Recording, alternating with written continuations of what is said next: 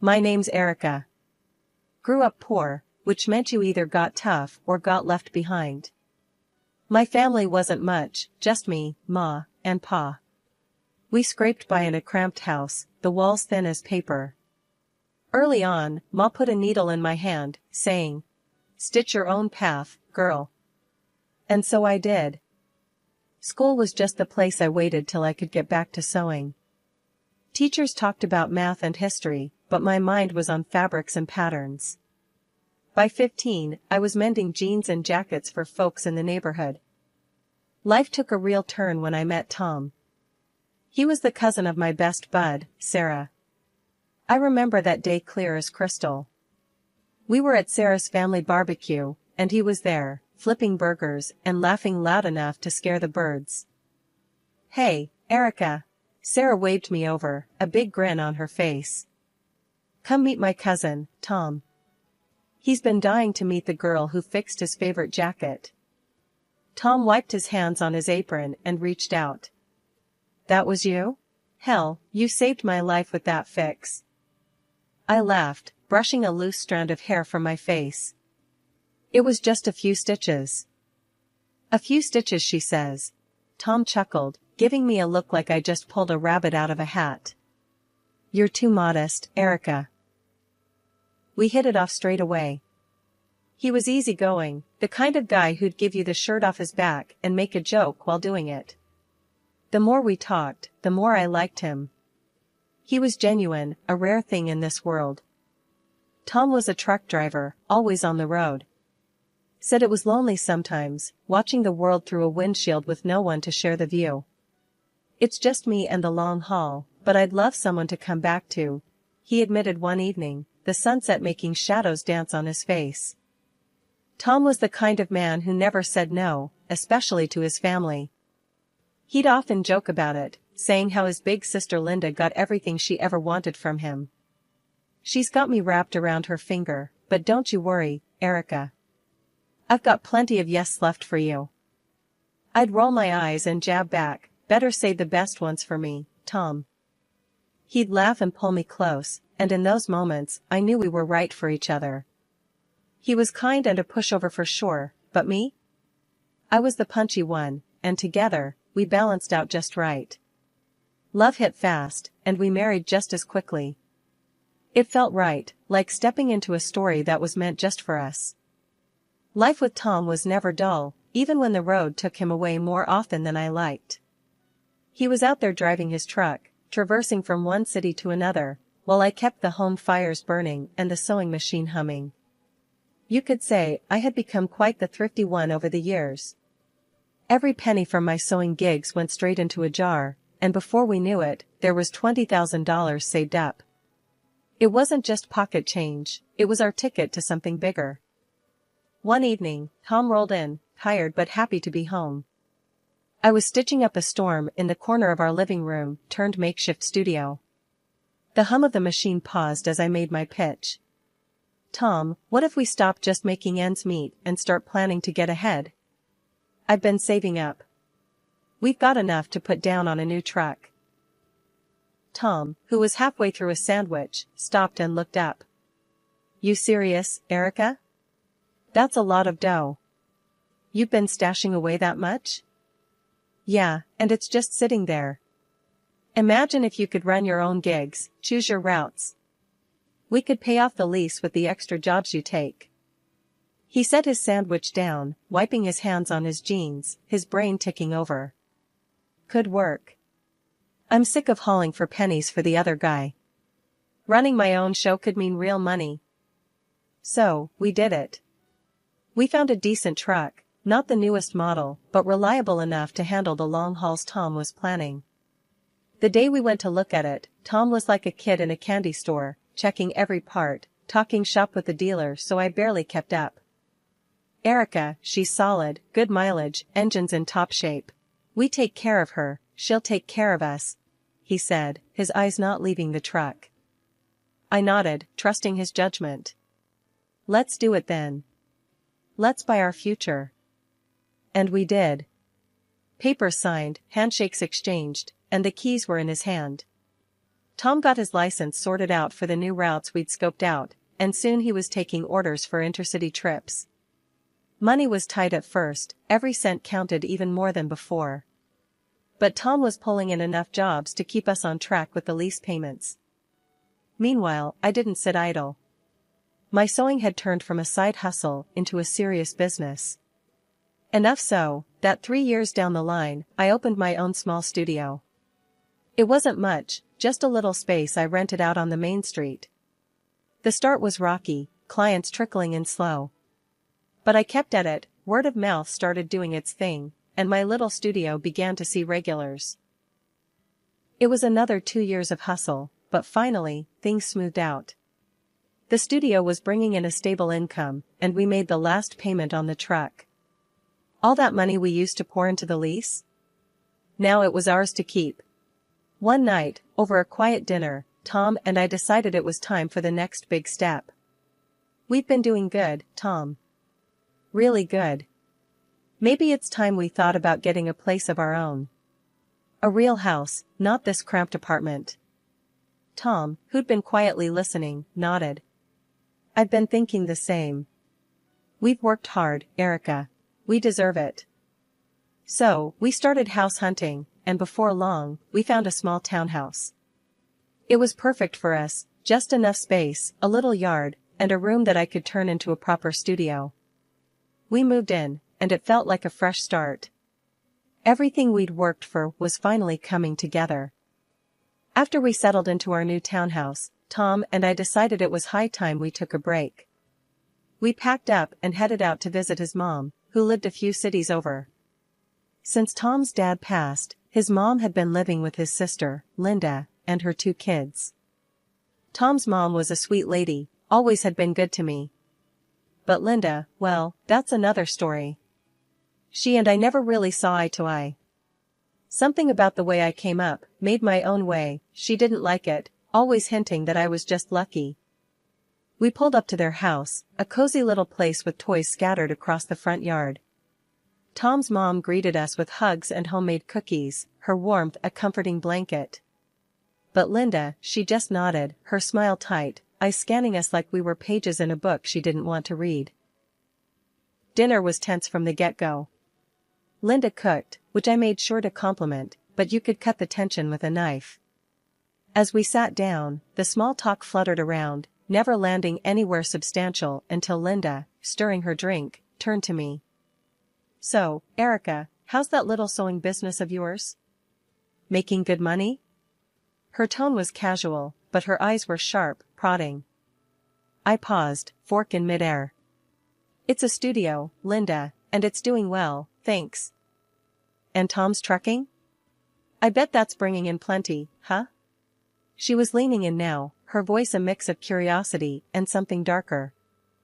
I set my fork down, my appetite waning. Linda, I don't think it's very polite to dig into people's finances at the dinner table. I tried to change the subject, asked about her kids, her life. But Linda was like a dog with a bone, wouldn't let it go. The evening spiraled from there, her questions peppering the air until I couldn't take another bite.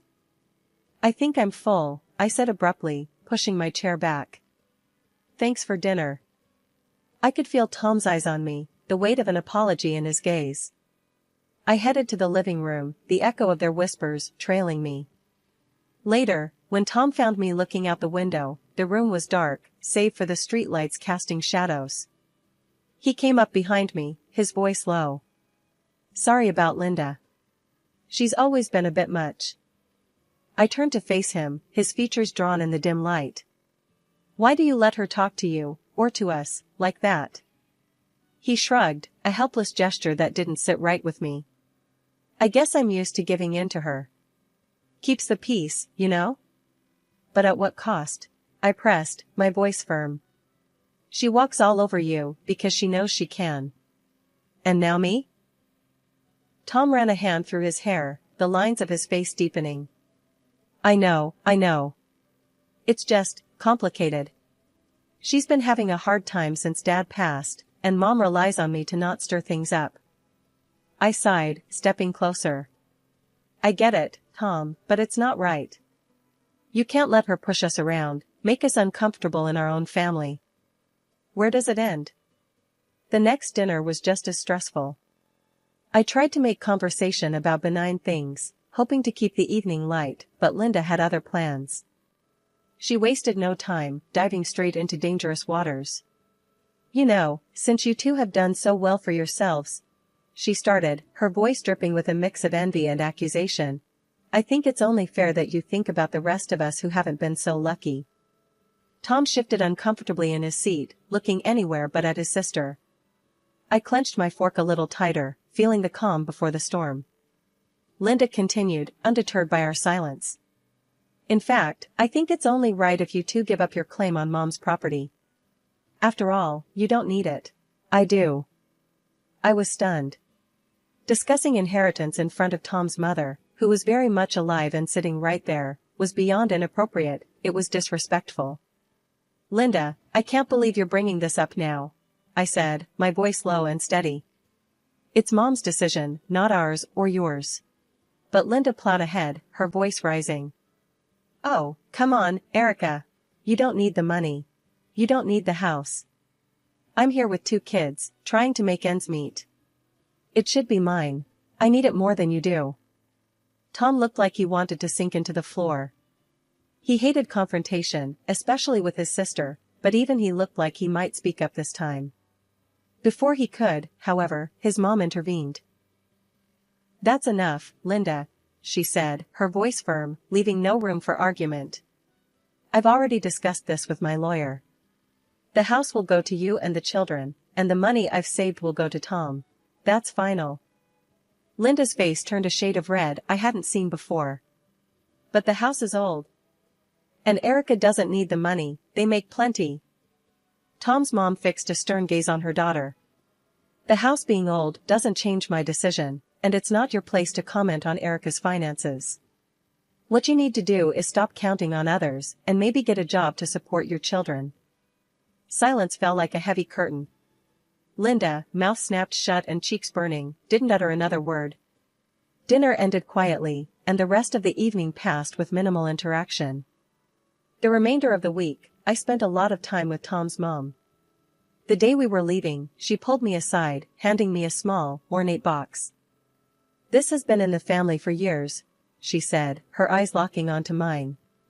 It's filled with coins from different countries. I've added to it over the years. I want you to have it, to remember me by. I was touched, unsure what to say. Thank you, I will cherish it. Study them when I'm gone, she added, a hint of mystery in her tone. There's more to them than meets the eye.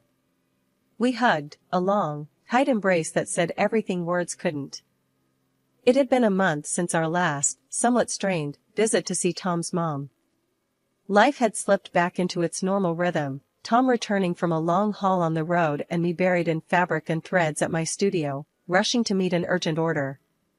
That ordinary afternoon shattered with a single phone call.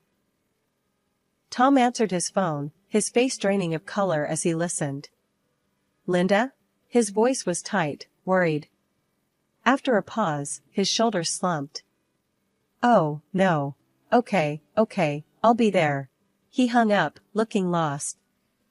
What happened? I asked, my heart sinking at his expression. It's Mom. She passed away, Tom managed, his voice barely a whisper. I felt a chill run down my spine. I'm so sorry, Tom. When's the funeral? Tomorrow, he replied, the word heavy between us. Tomorrow? That's so soon. Why didn't Linda tell us sooner? I frowned, concern lacing my tone. Tom shook his head, just as confused and frustrated.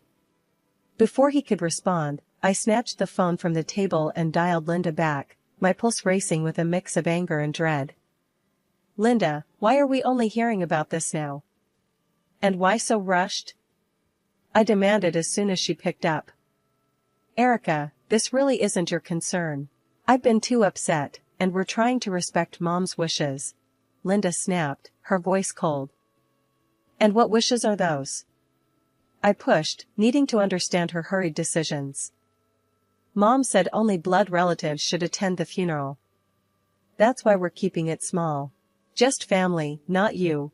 Linda explained, a bit too quickly. Tom, overhearing the conversation, gently interjected. If that's what Mom wanted, then we should respect her wishes. I'll go alone. Linda's response was almost too quick. Yes, that's best. I'll see you soon, Tom. After hanging up, the silence in our home was stifling. I helped Tom pack, folding his clothes quietly, my mind racing with doubts about Linda's intentions. Despite my misgivings, I booked Tom's train ticket online, each click a reminder of the distance this situation was putting between us. He hugged me, tight and long, then stepped out into the fading light of day. I watched as he drove off, feeling a mix of sorrow for his loss and irritation at Linda's vague explanations and hurried arrangements. The quiet in the house was heavy, the kind that weighs on you, makes every little noise seem louder. I couldn't shake the sinking feeling in my gut. Why hadn't his mom wanted me at the funeral? We had a good thing, a genuine respect for each other. It didn't add up. Dragging my feet back inside, I noticed the small, ornate box on the mantel, one that Tom's mom had entrusted to me during our last, happier visit. I sat down, the box in my lap, my fingers tracing the intricate patterns carved into the wood before I finally opened it. Inside, nestled among various old coins from around the world, was a folded piece of paper, clearly her handwriting visible even before I pulled it out. Unfolding the note, I read her words, each one a mix of warmth and warning. My dear Erica. Thank you for the laughter and strength you've brought into our family. Please, make sure you are with Tom at my funeral. I know Linda well, she will try to sway him to give up his rightful share, playing on his kind nature. I trust you to stand by him, as he may not have the heart to stand up to her alone. I read it twice, then a third time, each word sinking in deeper. Linda had lied. She'd played us all, hoping to manipulate Tom in my absence.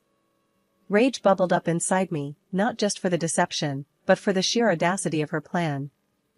I grabbed my phone and dialed Tom's number, pacing the room as it rang. Erica? What's up? I'm still at the station, Tom answered, his voice tired. You need to wait for me, please. Don't get on that train. I'm on my way. I didn't wait for his response. I ended the call, grabbed my bag, and headed out the door. My mind was racing as I hailed a taxi to the station. Traffic seemed to conspire against me, every red light a barrier to my urgency, but I made it just in time. Walking into Tom's late mother's house felt like stepping onto a stage where a drama was already in progress. The moment Linda saw both of us, her face twisted in a mix of surprise and anger. She almost sputtered. What are you doing here, Erica? Nobody called you. I met her glare steadily. I came to say goodbye to your mother, I said simply. Linda huffed, turning away to hide the fury in her eyes. The funeral was a modest affair. I stayed at the back during the ceremony, saying my silent goodbyes to a woman who had shown me nothing but kindness. Afterward, everyone returned to the house. The mood was somber as we gathered in the living room, waiting for the notary to arrive and read the will. Linda paced nervously, casting glances at me that could freeze boiling water. When the notary finally cleared his throat and opened his briefcase, everyone settled down. As per the last will and testament of Marjorie Ellen Davis, he began, his voice formal and echoing slightly in the hushed room. Linda's eyes were locked on the papers as the notary read through the legal jargon to the heart of the matter. To Linda, I bequeath the family home and all contained within. To Thomas, I bequeath the sum of $400,000. The reaction was immediate. Linda's face crumpled into tears, her sobs theatrically loud. But how can I live in that house? It's falling apart. I have no job, how will I provide for my children? Tom, ever the soft heart, looked at his sister with something akin to guilt. His eyes met mine, filled with a turmoil that said he was torn by his sister's pleas. The notary, unfazed by the display, asked if there were any questions. Linda, through her tears, begged Tom directly. Please, Tom, think of my kids. They're your nieces. We need that money more than you. Tom opened his mouth, likely to offer some kind of compromise, that was his nature. But I couldn't stand it anymore. I stood up, my chair scraping loudly against the wooden floor. The room fell silent, all eyes on me. Linda's sobs hiccuped into a shocked silence. "Enough, Linda," I said, my voice steady and clear. Everyone in the room turned to look at me, surprised by the force in my voice. "I know what you've been trying to do, and it's going to stop, right now." I pulled out the note, unfolding it with shaking hands, but a firm resolve. I read it aloud for everyone, my voice echoing in the suddenly quiet room. "Please make sure you are with Tom at my funeral. I know Linda well, she will try to sway him to give up his rightful share, playing on his kind nature." Linda's face went from sad to furious in a heartbeat. When I finished, she looked around, seemingly gauging if anyone would come to her defense. When no one did, she finally spoke, her voice venomous. "I deserve that money more than he does," she spat, standing up to face us all. "I have kids to care for, a house that's falling apart. Why shouldn't I have it?" It was Tom's turn to stand. "Because it's not what Mom wanted, Linda," he shouted, louder than I'd ever heard him before. "You've always used me, always expected me to just roll over and do what you say, because you're my sister. Well, not anymore."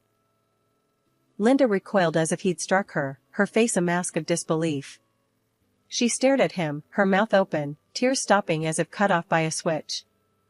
"I'm taking the inheritance Mom left me, and I'm putting it where it can do some good," Tom continued, his voice firm and resolute. The shock on Linda's face gave way to real tears, tears of defeat, not manipulation.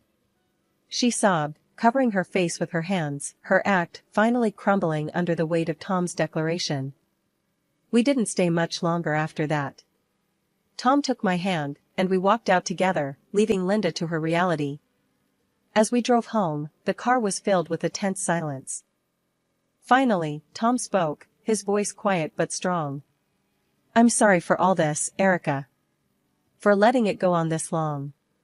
After securing the inheritance, we made some big moves. We split the $400,000, investing it smartly into both our futures. It felt good, right, even, to put that money to use in ways that would honor the memory of Tom's mom. First off, we bolstered the atelier. I hired a couple of skilled assistants and expanded our workspace. It was amazing to see my dream of a bustling studio come to life, filled with creativity and the steady hum of sewing machines. "Looks like you're building an empire here," Tom joked one afternoon as he watched us lay out fabric for a big order. Tom, on his side, didn't waste any time either. He used his share to buy 2 more trucks, expanding his fleet. "Gotta keep up with you, Erica. Can't have you outdoing me in ambition," he'd said with a wink. Hiring drivers came next, and soon, he had his own small but thriving transport company. It was a proud moment for us both, signing off on those trucks, knowing they were entirely ours, no loans, no debts hanging over us. Speaking of debts, we finally paid off the mortgage on our townhouse. Passing that last check across the bank manager's desk felt like lifting a weight off our shoulders. "All ours now," Tom had murmured as we walked back to the car, his arm snug around my shoulders. Life settled into a comfortable rhythm after that. Our businesses were doing well, which meant we could take a bit more time to enjoy the little things. Long walks in the evening, weekend getaways when we could squeeze them in, and plenty of quiet nights at home, just enjoying each other's company.